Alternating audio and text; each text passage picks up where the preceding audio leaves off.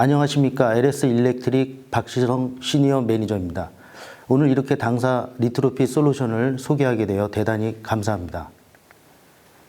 우리가 사용하는 전력설비는 시간이 지나면 지날수록 노후화됩니다. 전력설비별 수명은 다소 차이가 있지만 대체로 15년이 경과된 이후부터는 점차 기능이 떨어지게 됩니다. 예를 들어 차단기의 경우 온오프 작동이 잘 되지 않거나 또는 다른 기기들과 제어 협조가 잘 안 되어 오동작 현상이 나타나기도 합니다. 이런 문제를 개선하고자 전력설비 전체를 교체한다는 것은 많은 정전 시간을 부담해야 하고 또 특히 24시간 전기를 공급해야 하는 공장이나 기간 산업, 대형 빌딩 등도 더더욱 난감한 일입니다. 이에 좀 더 짧은 정전 시간에 노후 전력 설비를 교체할 수 없을까 고민하게 또 됩니다. 그리고 교체 설비 가격도 고려하지 않을 수 없습니다. 리트로핏이란 이런 의미에서 만들어졌습니다. 리트로핏은 오래된 것을 개조한다, 부품을 바꾼다라는 표현이기도 합니다. 가구도 리폼을 하고 건축물도 리모델링을 하고 또 실내 인테리어를 하죠. 이런 시공들은 노후된 구조물에 대한 안전성을 향상시키기 위한 것도 있지만 새로운 패션 또 트렌드에 더 큰 영향이 있을 겁니다. 그러나 전기를 다루는 전력 설비는 생명의 안전, 또 단락과 지락 등 또 화재 사고 예방이 우선입니다. 그렇기 때문에 더더욱 안전에 민감해야 하고 미리 사고 예측 관리도 해야 하는 설비입니다. 최소한의 정전 시간에 합리적인 비용으로 전력 설비를 업그레이드해서 지속적으로 수명을 연장할 수 없을까? 그래서 리트로핏이라는 표현으로 고객에게 다가가게 되었습니다. 전력 설비도 사용 수명이 존재합니다. 그 수명을 유지하기 위해 운용자들은 일상 점검, 정밀 점검도 하고 또 제조사에 요청하는 부품도 교체하게 됩니다. 그러나 빈번한 부품 교체도 설비 효율에 한계가 있습니다. 특히 핵심 부품이 노후화되면 더 이상 사용할 수 없기도 합니다.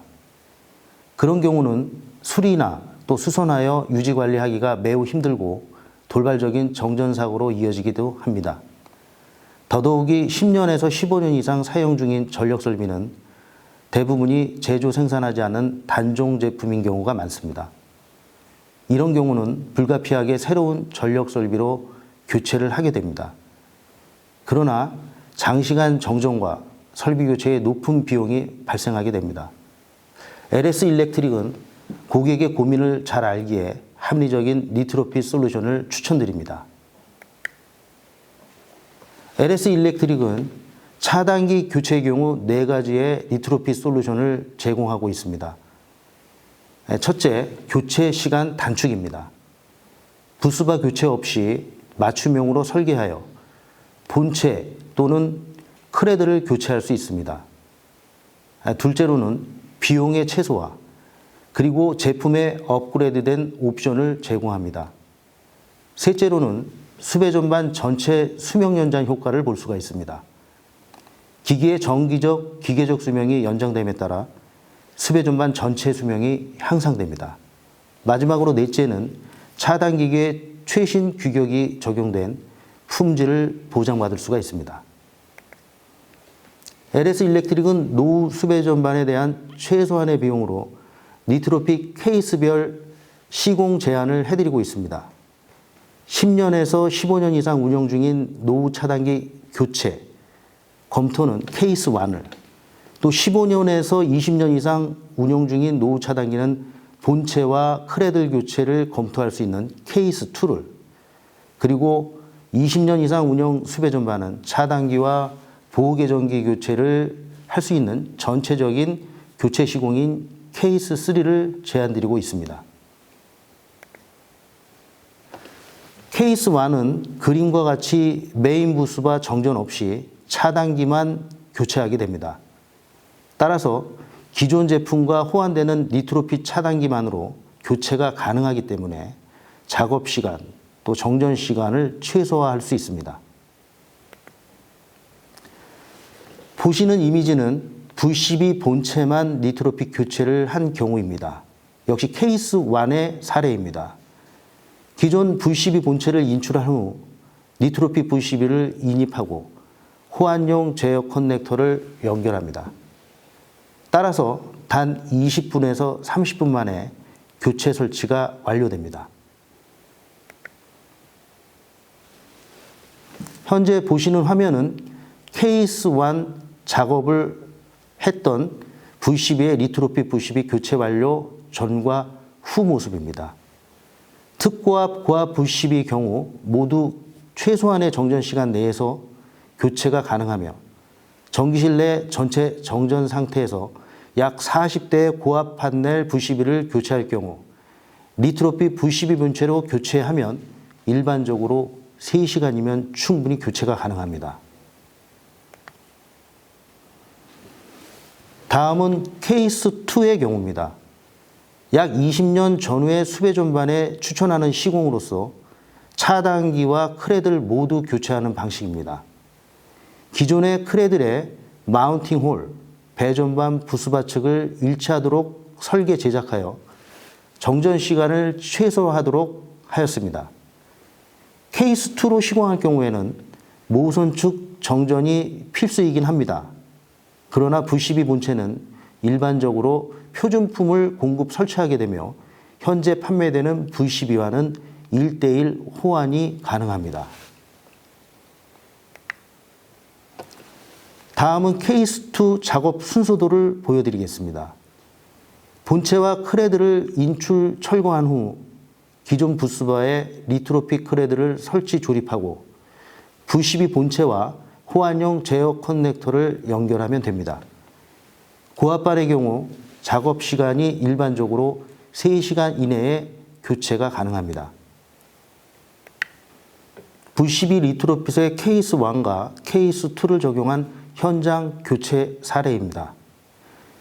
15년 이상 사용이 경과된 최소한의 정전 시간이 요구된다면 본체만 교체하는 케이스 1으로 공사를 적용한 것을 추천드립니다.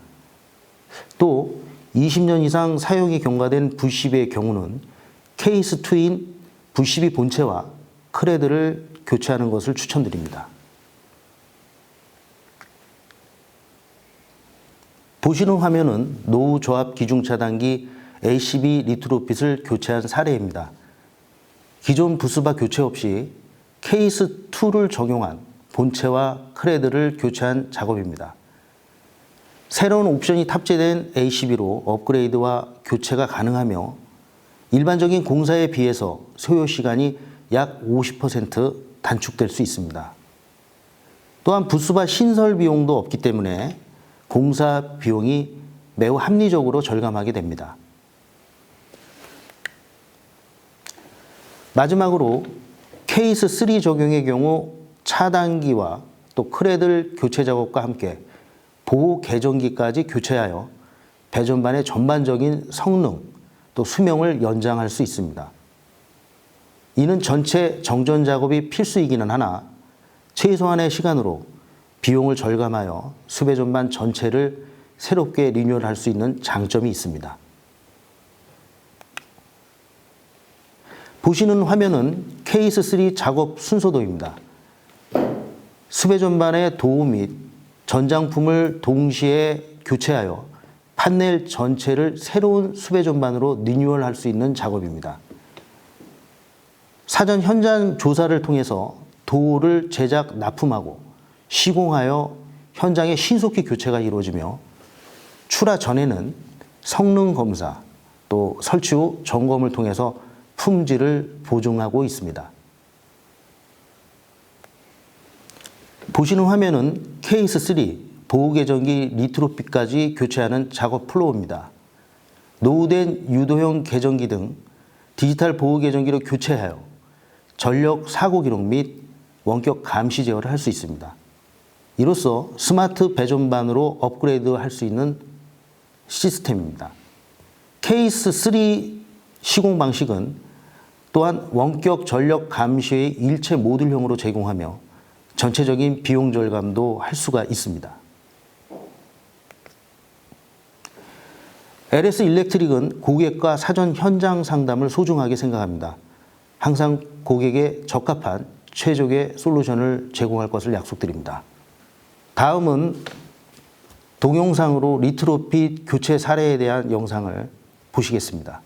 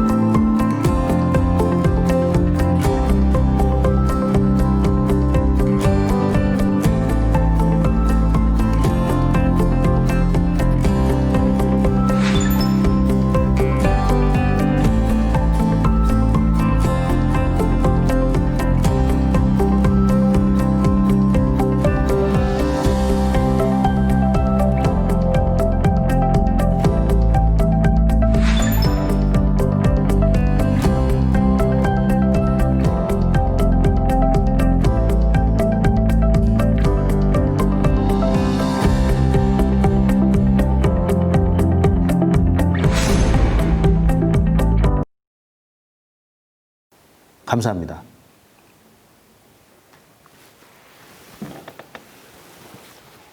다음으로 드라이브 시스템 발표를 맡은 김희태 매니저입니다. 이 시간 드라이브 시스템에 대한 내용은 여러분들이 다들 아실 만한 제품들을 한데 모아서 구성에서부터 각각 어떤 기능으로 작용하는지에 대한 설명을 드리도록 하겠습니다. 순서로는 자동화기기 소개를 먼저 드리고요. 개통에서는 어떻게 적용해야 할지와 LV 드라이브 판넬에 대한 판넬 구성, 특징, 적용 분야 등 여러 가지 이야기로 꾸며보았습니다. 특별히 인버터라 보통 얘기하는 이 드라이브에는 어떤 주변 기기들이 있으며 각각 어떤 기능을 가지고 있는지도 한번 살펴보도록 하겠습니다. 현장에서 많이들 보셨을 거예요. 자동화 기기의 대표적인 제품들인데요. 처음에 인버터가 있습니다. 저압 인버터는 LV 드라이브, 고압 인버터는 MV 드라이브라고 보통 얘기를 하고요. 이 모두 삼상 유도 전동기, 즉 모터의 회전수를 제어하는 기본적인 제품이 되겠습니다.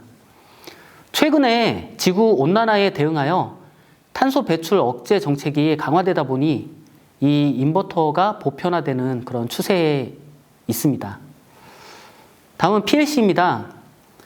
제어반 내의 릴레이, 타이머, 카운터 등 기본적인 시퀀스 제어를 가상의 프로그래밍을 통해 빠르고 간편하게 해주는 대표적인 제어 장치입니다. 다음 HMI는 설비, 진행 상황을 편리하게 모니터링하고 터치 동작으로 간편하게 직접 제어까지 할 수 있는 그런 터치 스크린입니다. 마지막으로 서브 시스템이 있는데요. 모터의 속도 제어를 하는 면에서는 LV 드라이브와 MV 드라이브, 이 인버터와 동일하지만 고성능 벡터 제어, 고정밀도를 가지고 있기 때문에 소형 로봇이나 첨단 설비에 많이 적용하고 있습니다. 이렇게 하나하나 구분하여 설명드렸지만 실제 현장에서는 이 제품들이 유기적으로 서로 연관되어 있습니다. 모터를 제어해주는 인버터, 좌측에 체크 표시되어 있죠? 이 인버터를 비롯하여 그 주변의 센서들의 피드백을 받아서 PLC에서는 여러 연산과 시퀀스 처리 과정을 거쳐서 인버터의 모터에 최적 제어를 하기 위한 신호를 전달하고요. 이러한 일련의 과정을 통해서 이 통합 모니터링을 하기 위한 HMI가 통신으로 연결되게 됩니다. 여기 설명드린 각 기기들이 하나의 판넬로 통합하고 표준화되면 상당히 좋겠죠. 고객 편의를 극대화할 수 있을 것 같은데요. 이 시간 설명드리고자 하는 내용이 되겠습니다. 본론으로 들어가기 전에 인버터의 장점에 대해서 잠깐 설명을 드리자면 우측 상단에 장점이 있죠. 그 중에 여러 가지가 있겠는데 그 중에 마지막에 에너지 절감 부분이 있습니다. 이 에너지 절감은 팬이나 펌프 부하에 많이 적용을 할 수가 있겠습니다. 인버터가 모터의 속도를 제어해 주기 때문에 모터의 회전수를 조금만 낮춰도 에너지 절감 효과가 상당히 큰 그런 부하들, 보통 VT 부하라고 보통 얘기를 하죠. 이런 부하들에 상당히 많이 적용을 할 수 있겠는데요. 그 우측 밑에 그래프를 보시게 되면 좌측이 댐퍼나 밸브 제어를 하는 쪽이고요. 오른쪽이 인버터 제어를 하는 부분입니다. 그래서 보라색 그 면적을 보시면 유량이나 풍량이 절반으로 줄었을 때 그때 소비 전력이 얼마나 줄어드는지 그걸 한눈에 보실 수 있는데요. 밸브나 댐퍼 제어와 달리 인버터 제어를 하는 면에서는 이 보라색 면적이 상당히 줄어든 것을 보실 수가 있어요. 이 에너지 절감이 많이 된다는 그런 모습이고요. 다음은 개통 적용 예입니다. 기존 개통에 어떻게 설치하고 적용할지 일반적인 회로를 들어서 한번 설명을 드리겠습니다. 이 회로를 보시면 대형 플랜트의 경우에 한전에서 오는 22.9kV 전압이 이제 내려오겠죠. 거기에 1차 변압기가 있습니다.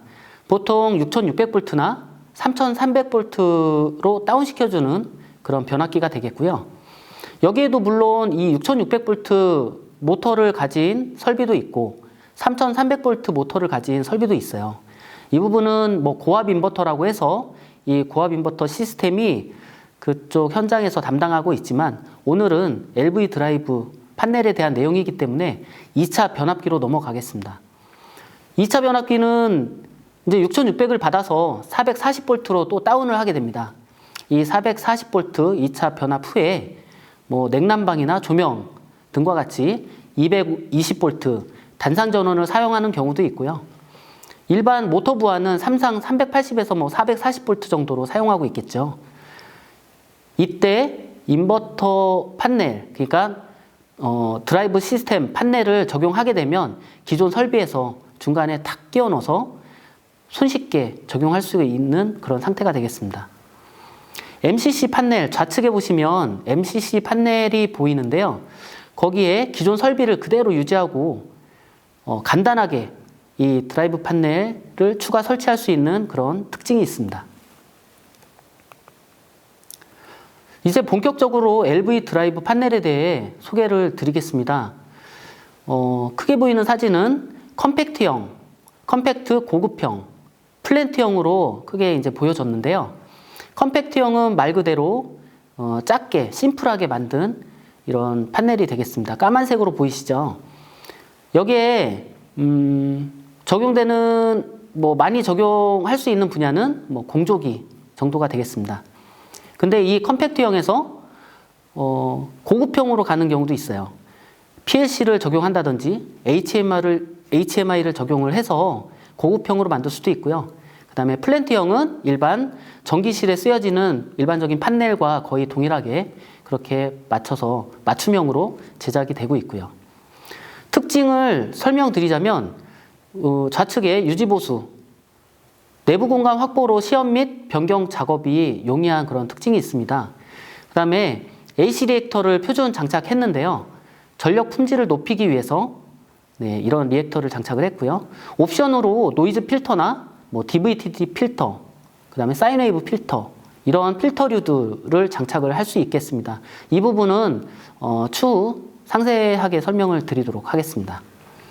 적용 분야를 보시면 밑에 하부에 나와 있죠. 팬이나 펌프 부하에 주로 사용을 하게 되겠고요. 그 외에도 뭐 CTV와 뭐 하이토크를 필요로 하는 그런 분야, 뭐 엘리베이터라든지 크레인, 뭐 연선기, 철강 이런 쪽에서도 많이 사용을 하고 있습니다. 그러니까 산업 전반에 걸쳐서 다 두루두루 사용할 수 있다고 보시면 될 것 같고요. 그럼 이러한 시스템 드라이브 판넬에 쓰여지는 인버터에는 어떤 종류가 있을까요? LS 일렉트릭에서 생산되고 있는 제품 라인업을 지금 보여드리고 있는데요. 세로축은 위로 올라갈수록 고성능 제품이 되겠고요. 가로축은 오른쪽으로 갈수록 용량이 커지는 영역이 되겠습니다. 그 가운데에 박스 표시된 부분이 주로 드라이브 판넬에 사용되는 인버터 제품이라고 보시면 되겠습니다. 파란색이 스탠다드 전용 S백 시리즈, 초록색이 HVAC 전용 H백 시리즈, 마지막으로 위에 노란색은 범용 인버터 중에 가장 프리미엄급인 IS7 시리즈가 되겠습니다.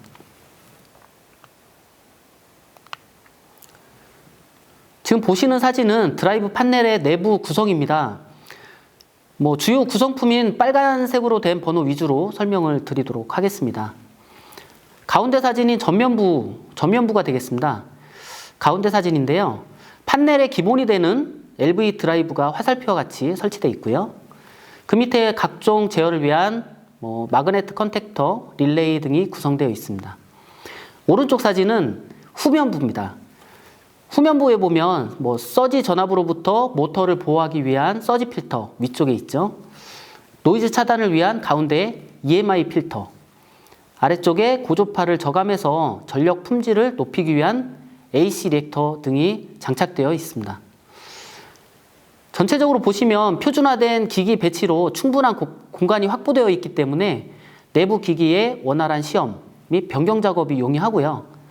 케이블 접속도 용이하게 설계가 되어 있습니다. 인버터의 주변 부품 중에 그 몇 가지를 한번 설명드리겠습니다. 좌측에 DVDT 필터, 밑에 사인 필터.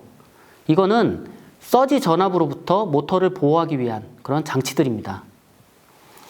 파형을 보시게 되면 DVDT 같은 경우는 PWM, 그러니까 펄스 형태의 전압 파형을 내게 되는데 거기에서 툭툭 튀어 있는 그런 서지 전압을 막아주는 역할을 하고 있고요.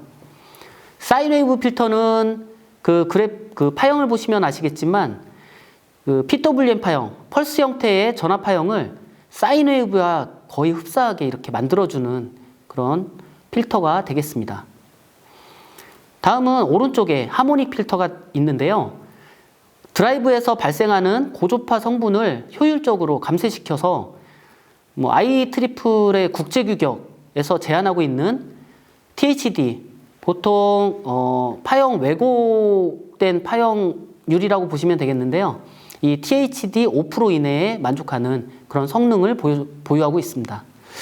이것 역시 전류 파형을 사인 웨이브와 비슷하게 매끄럽게 만들어 줌으로써 전력 품질을 상당히 높여줍니다. 다음은 EMI 필터인데요. 노이즈를 방지하는 장치입니다.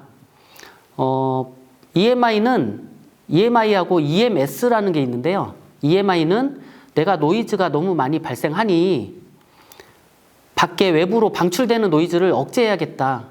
이게 EMI고요. EMS는 외부의 노이즈를 많이 받을 수 있는 환경이니 내가 노이즈로부터 좀 강해져야겠다. 이런 내구성이 EMS가 되겠습니다. 이거를 다 통칭해서 EMC라고 보통 얘기를 하죠. 그래서 EMC 필터라든지 EMC 규격 이런 것들이 많이 이런 것들을 주변에서 많이 들어보셨을 거예요. 근데 인버터는 노이즈를 많이 방출하는 그런 장치다 보니 EMI 필터를 판넬에 설치를 했습니다. 다음은 오른쪽에 드라이브 입력에 AC 리액터를 설치해서 고주파를 저감할 수가 있습니다. 파형 보시면 가운데 부분에 뾰족뾰족 튀어나온 전류 파형이 AC 리액터를 장착하지 않았을 때 파형이고요.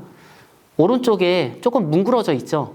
이게 아무래도 전기적 측면에서 보면 이 뾰족뾰족한 부분보다는 상당히 많이 전력적으로 많이 좋아졌다고, 그러니까 전력이 많이 좋아졌다고 판단하시면 될 것 같아요. 전력 품질 면에서. 이런 기본적인 제품에 좀 더 고급스럽고 편리함을 추구한다면 PLC와 HMI를 내장할 수가 있습니다.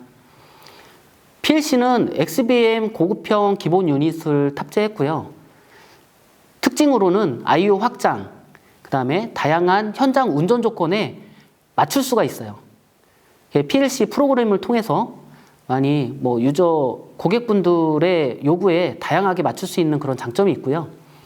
HMI 같은 경우는 EXP60 시리즈 터치 스크린을 사용을 했는데 모니터를 여러 가지 운전 화면이라든지 파라미터를 설정하는 화면이라든지 그 다음에 이벤트 화면, 뭔가 알람이 발생했거나 트립이 발생했거나 이거를 실시간으로 이렇게 화면에 보여주는 그런 히스토리 화면, 이런 것들을 구성해서 편리한 모니터링 기능으로 차별화 전략을 세울 수가 있습니다. 다음은 커스터마이징입니다. 지금 말씀드린 바와 같이 PLC와 HMI로 현장 운전 조건에 맞게 그렇게 전용화를 할 수도 있겠지만 그 하드웨어적으로 고객 편의를 위해 기구적인 변경 및 개선도 가능합니다. 보시는 그림은 로컬 제어, 리모트 제어. 평소에 이제 현장에서 많이 보셨을 건데 이런 로컬 제어와 리모트 제어, 그 다음에 운전실 제어, 맞춤형으로 상황에 맞게 적절히 적용할 수가 있고요. 마지막으로 기존 MCC 판넬에서 그 드라이브 시스템 판넬을 추가 설치하게 되면 이게 드라이브 판넬이 이제 붙게 되겠죠. 옆에 붙게 되는데 이때 열반형 부수바 형태로 만들 수도 있어요. 그래서 전원 공급 라인을 안전하고 깔끔하게 그렇게 하실 수가 있습니다. 이 부분 모두 이제 커스터마이징 형태로 고객 맞춤형 저희가 대응을 해드리고 있기 때문에 얼마든지 편리하게 사용을 할 수 있는 그런 장점이 있다고 보시면 될 것 같습니다. 지금까지 드라이브 시스템에 대하여 간단히 소개를 드렸습니다.